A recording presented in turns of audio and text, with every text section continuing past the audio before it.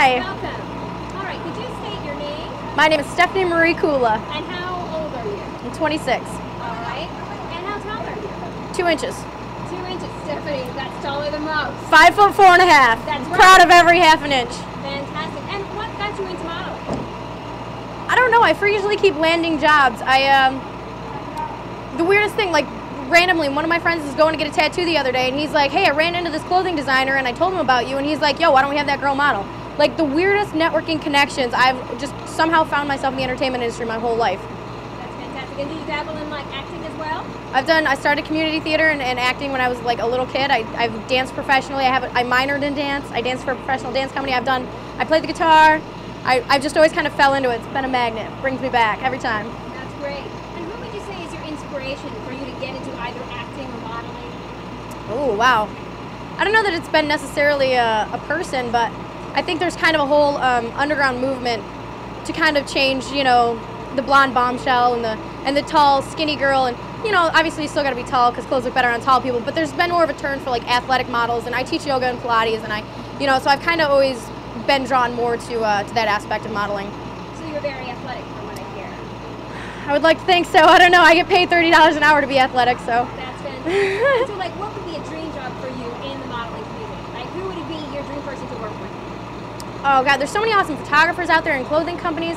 I really dig. I'm actually wearing the guys' version of the sweatshirt, but I actually kind of got sponsored by this clothing company called Hell on Earth. They just handed me out these clothes. They gave me a belt and a bunch of T-shirts. And, like I dig kind of the, I don't want to say the Ed Hardy, but that's kind of the most popular one that's along the lines of like the Affliction, like the more, like the skater stuff and that BMX stuff, more into the clothes that mean something, not just look pretty. Kind of the edgy girl. Yeah. And so tell us something about yourself that no one really knows. Something quirky, something funny, something off the wall. I got stuck in a pillowcase one time. You got stuck in a pillowcase. That's a long story. I have weird things. I accidentally roofied myself a few weeks ago. That was funny. That's a long story though. I woke up, there were all these people in my house. Like I went downstairs to go get in the shower, and I took off my shirt, and I see that there was a phone number written across my chest, and I'm like, how did that get there? So I went to go run out in my living room and grab my phone, and I walk out there, and there's like 4 people in my living room. I'm like, how did you guys get here? And they're like, dude, like we were here. We went out to the bar last night. I'm like, I didn't go. Right. Apparently I was under the influence of a combination of Ativan and wine. Well, Don't mix drugs and alcohol. I was in the Navy for 5 years. That's a serious fact. that's great. I'm not always so goofy. Well, thanks for serving our country, that's for sure. Oh, thank you. If you had one word to describe yourself, what would it be?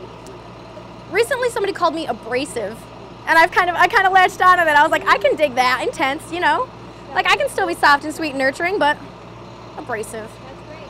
Well, we like your abrasiveness. Thanks so much. Thanks, Zoe. All right.